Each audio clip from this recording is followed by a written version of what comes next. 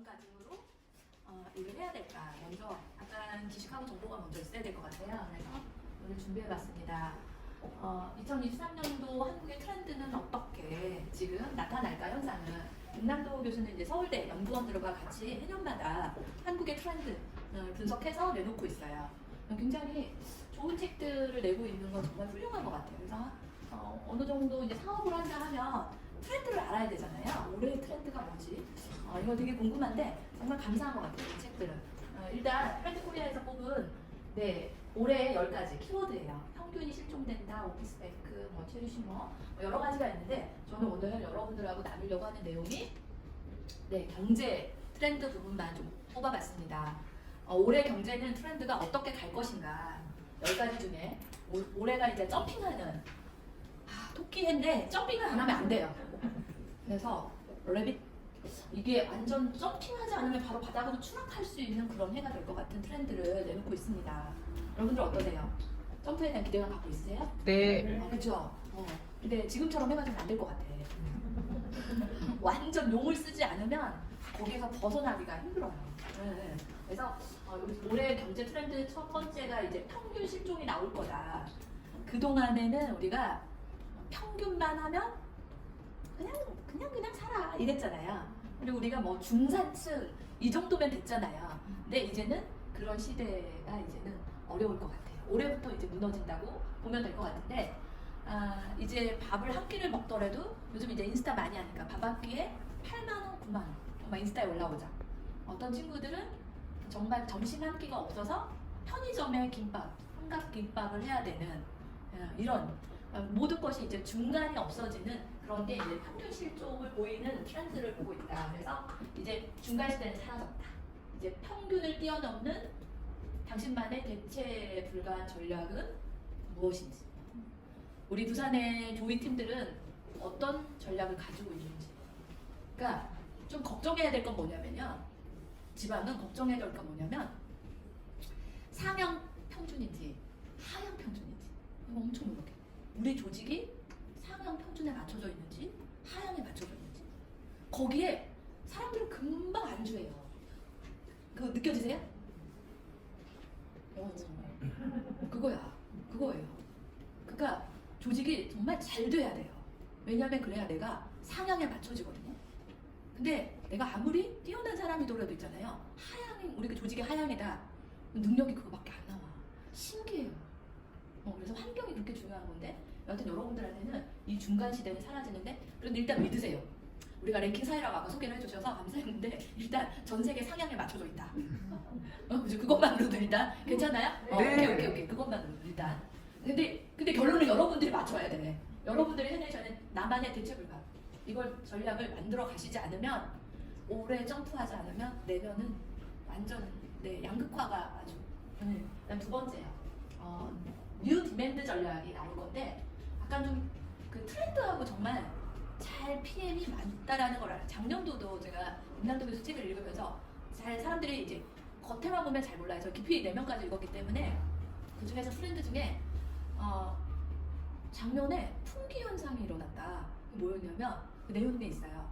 2022 트렌드 코리아에 독일 영양제인데 하루에 하나 5,000원 정도인데 품귀 현상이어가지고 제품을 구매를 못할 정도로 그런 내용도 있거든요. 되게 간판 잘한다. 제가 읽었거든요. 그런데 뉴 디맨드 전략하고도 PM이 참 잘 맞아요. 그러니까 PM이 트렌드와 정말 잘 맞아요. 왜냐하면 어떤 뉴 디맨드냐면요. 이제는 사지 않고는 100일 수 없는, 그러니까 안 사고도 못 산다는 거예요. 대체 불가능한 제품. 지금껏 써왔지만 더 새롭고 매력적인 상품, 결제 방식이 유연한 상품 등 다채로운 뉴 디맨드 전략을 만나보자. 근데 이게 PM이거든요. PM은 어때요? 대체 불가해요. 그리고 이건 꼭 한 번 영양제는 들어오잖아요. 대체 불가해요. 이제는 피할 수가 없어요. 먹게 돼 있어요. 근데 제가 계속 저도 이 부분에 회사를 선택할 때 고심을 많이 했거든요. 비슷한 영양제 너무 많아. 미국의 알약 형태의 비타민 너무 많잖아요. 그죠? 그런데 PM은 차별성이 있는가? 이 비타민 시장은 어쩔 수 없어요. 이제 대체 불가해요. 계속 갈 시장인데 비슷비슷하면 안 된다는 거죠. 그런데 PM은 전략적으로 되게 좋은 게 독일의 유기농이라는 것도 차별성이 있지만 안에 전부 다 효소 원료 형태가 다르죠. 효소 형태가 다르잖아요. 그리고 이렇게 그 리퀴드로 물로 해서 타서 먹는 형태. 그런데 진짜 대체 불가는 뭐냐면 가격이죠. 가격이죠. 예, 저희가 연결되어 있는 게 이제 면세라던가 세금 부분 이런 부분, 그다음 한국에 또 이제 35% 수당 부분 이런 거하고 다 연결돼서 가격이 너무 싼 거죠. 그래서 지금 전략상 맞을 수밖에 없어요. 올해 점프하셔야 돼. 올해 이거 못 하시면 안 돼. 예. 그다음에 이제 체리 슈머는 우리가 이제 케이크 볼 때 체리가 딱 왜 있잖아요. 그렇게 약간 얄미운 고객분들을 위해서 나왔던 용어기도 한데 한정된 자원을 극대하게 최대한 알뜰하게 소비하는 전략적 소비자. 그러니까 공짜 마케팅 있죠. 이런 게 체리 슈머예요. 그런 것들. 그다음에 이제 우리가 무지출 조각, 반반, 공동구매 전략을 이제 우리가 가장 트렌드했던 게 중고로 할 수 있었던 게 당근 마켓 뭐 이런 거 있잖아. 이게 이제 체리 슈머와 같은 거예요. 굉장히 전략하는 거예요. 근데 PM 어때요? 아보라는 그런 공동 약간 그 오토식 제도 이것도 체리 슈머 같고, 그다음에 한두 세 명 소개하면 어때요?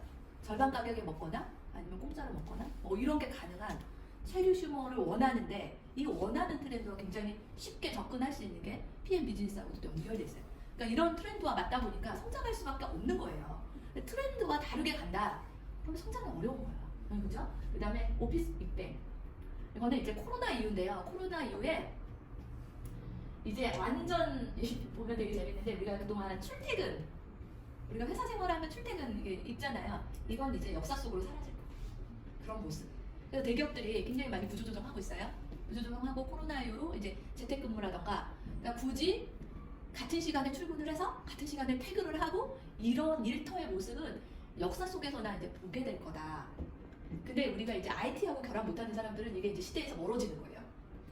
그쵸? 그런 업무 환경에 적응할 수 있는 분들만 살아남을 수 있겠죠? 그게 이제 올해의 트렌드예요. 그 다음에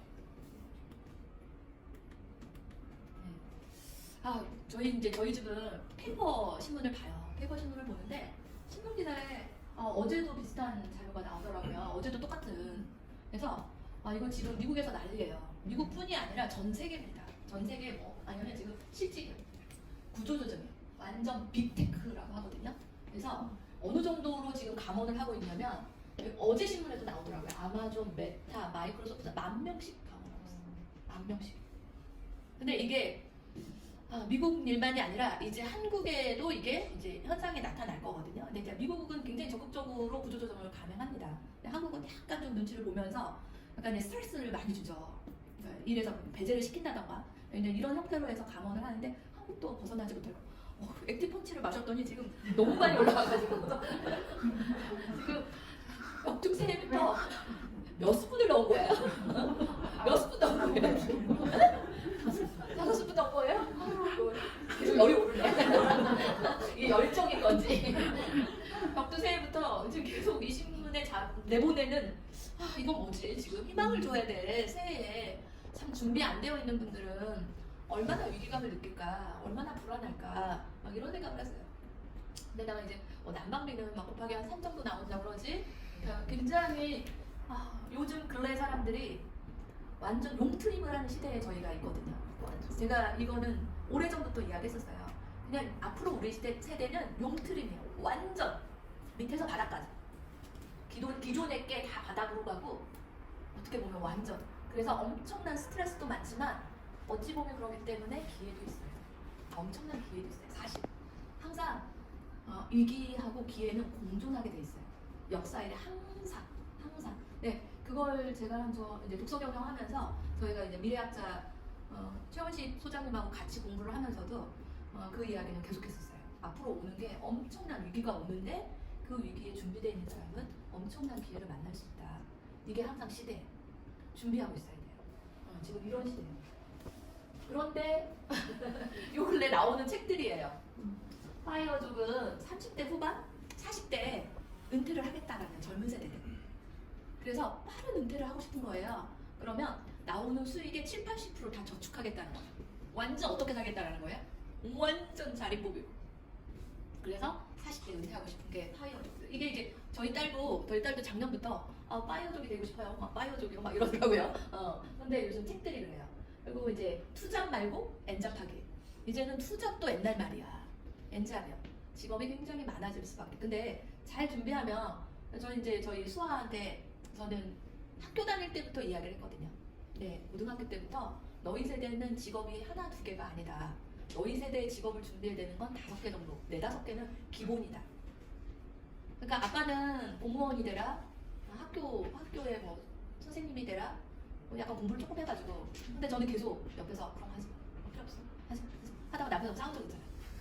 그러면 자네가 생각하는 건 뭐야 뭐? 없어 나도. 근데 자꾸 딸한테 그럼 하지 마. 니네 세대는 그게 아니야. 막 자꾸 제가 이러는데 저도 대안이 없어. 뭐라고 말을 못 하는데. 근데 너네 세대는 직업이 4-5개는 가져야 되는 세대이기 때문에 굉장히 많이 준비돼 있어야 되고 유연성 있어야 되고 넓은 긴 안목으로 봐야 되는. 근데 실제로 저희 딸도 지금 제가 봤을 때 한 4-5가지 지금 준비할 것 같거든요. 그러니까 준비되어 있는 사람은 4-5가지를 해도 지치지 않습니다. 왜냐면 전부 다 OM 다 형태예요. 다 OM 할 수 있어요. 뭐든지. 그런데 이게 만약에 내가 준비되어 있지 않다? 노동으로 그렇게 해야 돼. 근무 시간 단축해가지고 이거 우리 애들 학원비라도 더 벌었는데 이거 어떡하라고 하냐 막 얼마 전에 그런 이야기 기사 나온 거 봤어요. 직업을 하나 더 가져야 돼. 내가 회사원이었는데 밤에는 알바로 편의점 해야 돼. 그리고 대리하고. 그러니까 노동으로 일을 하나씩 넓혀간다는 건 정말 우리가 너무 극도로 인간이 피곤해져서 정말 너무 어려울 것 같아. 근데 이것도 양극화. 준비되어 있는 사람 직업을 4개, 5개도 너무 재미있는데 노동으로 4개, 5개를 하려고 하면 그러니까 진짜 우리가 잘 준비해야 돼요. 대충 하지 말고. 응? 그 다음에 우리가 잘 알고 있는 파이프라인. 그래서 작년도 이제 2020의 트렌드 코리아에서 파이프라인을 만들어야 된다. 이게 이제 작년도 한국의 트렌드였어요. 근데 저는 이 파이프라인 같은 책은 28년 전, 20년 전에 이미 읽었던 책들이에요. 그러니까 다른 사람보다 먼저 준비하고 저도 너무 힘들 때 있었죠. 포기하는 게 더 쉬울 때가 있었죠. 그런데 정보가 있기 때문에 포기를 못하는 거야. 그죠? 다시 내가 뭐 하겠냐? 내가 뭐 잘할 사람이냐? 막 저도 이럴 때가 있었어요. 자책할 때. 그래서 그다음에 뭐 디지털 노마드. 이거 이제 젊은 친구들의 꿈이죠. 핸드폰 하나, 컴퓨터 하나 가지고 일터가 되는 거야. 어디에서? 파리에서 일을 할 수도 있고, 네, 그렇죠. 그다음에 이제 워케이션. 약간 일하고 여행하고 같이 결합된. 그래서 이제 젊은 친구들이 가장 좋아하는 그러니까 베케이션하고 같이니까 일하면서 여행하면서 뭐 이런 이제 신종 트렌드 이게 이제 젊은 세대들의 꿈이고. PM 어때요? 딱이잖아요. 워케이션이잖아요. 너무 많이 여행 가죠. 3개월 한 번씩 가야 되잖아요. 근데 갔다 오면 급여가 안 줄어. 예전에 제가 이번에 맞아요. 김시영 매니저도 이번에 이제 6월에 나갈 때 한 14박 15일로 나갈 거거든요. 저희가 베를린에 있다가 니스로 들어갔는데 크루즈로 해서 들어갔는데 14박 15일. 저는 이제 예전에 정직에서는 한 14박 15일씩 했었거든요. 그때도 제가 랭킹이 좋아가지고 그랬는데 어떤 그 이분이 서울대를 나와가지고 IT를 경영하는 대표님이었어요. 그러니까 그 IT 1세대니까 돈 얼마나 많이 벌었겠어요. 한 4억까지 있어요. 4억까지 있고 뭐 제주도에 연수원 있고 네. 근데 저한테 언젠가 한 번은 그 말을 하더라고요. 나는 다른 건 다 안 부러운데 손소연 부러운 거 하나 있다. 그래서 회장님 저를 부러운 게 뭐 있어요? 서울대도 나오시고 다행인데 뭐가 부러우세요? 그랬더니 14박 15일 동안에 여행할 수 있는 게 너무 부럽다. 일주일 이상 가본 적이 없다. 회사를 떠날 수가 없다. 돈은 많이 벌어도. 근데 저희 일의 특징이 어때요? 완전 워케이션. 완전. 네. 그 다음에 이제 부의 추월차선. 이제는 노동으로 하는 거는 절대 부를 할 수가 없습니다. 추월차선을 뭐를 탈 거지. 네트워크 마케팅은 배가 할 수 있는 일이기 때문에 완벽하게 부의 추월차선을 탈 수 있어요. 그런데다가 뭐도 할 수 있어요? 상속권도 있어요. 그러니까 완전 용트림 하는 거예요. 그동안 터무시했던 게 완전히 이럴 수 있는. 이건 하나를 더 가져와 봤는데요. 종근당이요. 종근당은 우리가 이제 완전 메이저 제약회사잖아요. 한국에 그동안. 광고를 통해서 많이 봤잖아요. 근데 종근당에 고민이 많아졌어요. 고민이 많아진 게 뭐냐면 광고를 하는데 광고를 안 봐.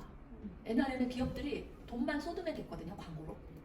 광고로 하면 그만큼의 매출이 나왔기 때문에. 그런데 그 돈을 쏟아부어도 매출이 안 나와. 광고를 잘 안 보잖아요, 우리가. 그리고 채널이 너무 많잖아요. KBS, MBC, 뭐 SBS. 요거였을 땐 여기서 돌다 왔는데 요즘 채널이 너무 많아가지고 그러니까 광고 효과가 있겠어요, 없겠어요? 안 나오는 거예요. 그러니까는 돈은 조 단위로 쏟아붓는데 안 나오니까. 그래서 이번에 에이뉴힐이라고 자회사를 만들었어요. 네트워크 마케팅을 하겠다는 거예요. 그래서 다단계로 등록하고 지금 그러니까 그 광고비를 썼던 걸 네, 회원제로 하고 회원에서 회원을 모집한 걸 캐시백 해주겠다라는 전략으로 바꾸고 있는데 이건 세고 왔는데 정신 번쩍 들어야 되는데 이건 제가 이제 어제 봤던 자료예요. 어제 봤던 자료인데 뭐 바로 벽도 세고 뭐 하자는 건지 일면 기사로 딱 실었더라고요. 손주는 놀아. 근데 노인이 취업 일자리가 제일 많아. 20대들이 취업률이 10%대밖에 안 나와요. 20, 30대가. 노인이 20%대를 넘었는데요. 이제 추월한 거죠. 근데 안에를 들어가 보면 왜 그러냐면 약간 국가 차원에서 일자리를 만드는데 약간 저급한 일자리를 만드는 게 노인들인 거지. 그래서 안에 들어가 보면 굉장히 인건비가 싸죠. 그죠? 최소. 그래서 뭐 세금 떼면 한 70만 원 정도가 들어오더라고요. 기사 보니까. 근데 마침 저희 형부가 60대 이제 은퇴하고서 이제 70대거든요. 얼마 전에 취직을 했다고 그러고 저희 밥 먹으면 너무 좋아, 너무 잘했어요. 형부. 너무 건강해. 건강하는데 집에서 언니하고 그러고 있는 것도 야 우리 붙으면 싸우는 거예요. 굉장히 좋은 사이였거든요. 굉장히 좋은 사이예요 두 분이. 근데 집에 있으니까 또 안 나가고 배만 나오는 것 같아. 내가 봐도 깝깝해. 집에서 둘이 막 그럴 것 같은데 취직을 했다는 거예요. 너무 잘했어. 식물원에? 식물원 무슨 일해? 그랬더니 아주 그냥 가서 뭐 이렇게 쓰레기 줍고 이런 것 같아. 식물원에서. 근데 일은 하나도 안 힘들대. 한 바퀴 돌고 점심 먹고 또 한 바퀴 돌면 그거 평생 했으면 좋겠다. 너무 잘했다. 일단 어딜 나가는 것만으로도 평생 일이 그 젊은 세대 모르는 거야. 빠이러죠? 아이고 아니야. 제가 나이 드신 분들 들어보니까 아니야. 평생 일자리가 있어야 돼, 일이. 근데 형 평생 일했으면 아니야. 근데 이거 6개월, 1년 있다가 재계약 또 해야 되는 거 안 해준다는 거지. 그러니까 이런 일자리를 만드는 거야. 계속 누가 프로젝트 내에서. 그러니까 안정적일 수가 없는 거예요. 배 터져. 이런. 근데 근데 요즘 돌아보면 노인이야.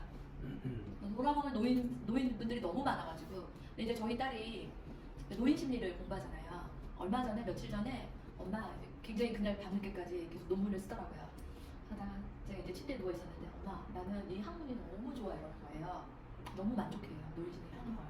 그래서 왜? 그랬더니 엄마 우리는 모두 다 노인이 되잖아. 노인이 되는데 나는 그걸 연구하고 있어. 노인들이 어땠을 때 행복해지고 어떨 때 불행하고 이런 것들을 연구하다 보니까 내 노인 미래 이런 것들을 고민하잖아요. 아무 생각 없이 사는 게 아니라 노인을 고민하다 보니까 내 삶이 굉장히 더 훨씬 더 나아지는 것 같다.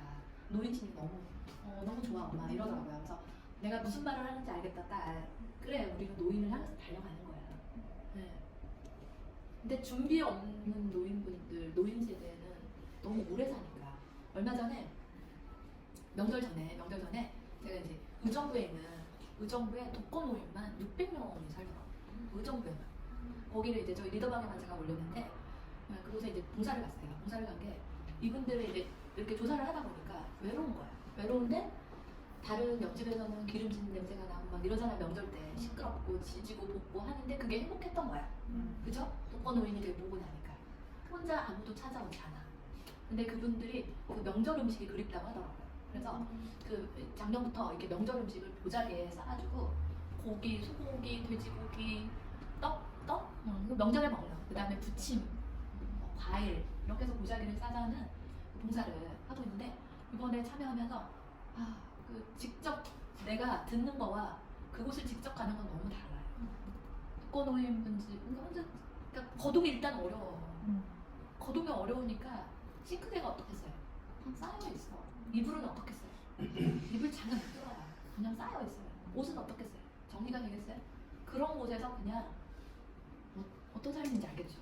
그런 독거노인분들이야. 되게 노인에 갔을 때 더 훨씬 더 준비되어 있지 않는 건 정말 그 피부로 느끼는 행복감, 불행 뭐 이런 것들이 엄청.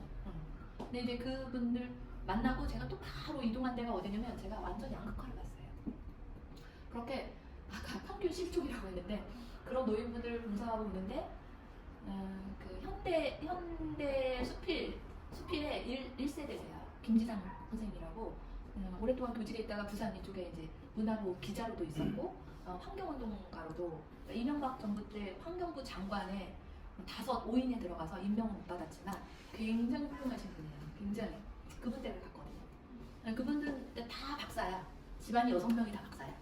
한 달에 돈을 많이 써도 돼. 그래가지고 봉사 많이 하요. 지금도 얼마 전에 이제 같이 또 제가 그곳에 갔는데 이 김지상 선생님이 그 청년상이라고 해가지고 노인분들을 위해서 그 지팡이 아주 예쁜 지팡이를 이렇게 기여하는 수여하는 그런 상을 이 댁에 갔었거든요. 근데 이분도 독고야 어떻게 보면.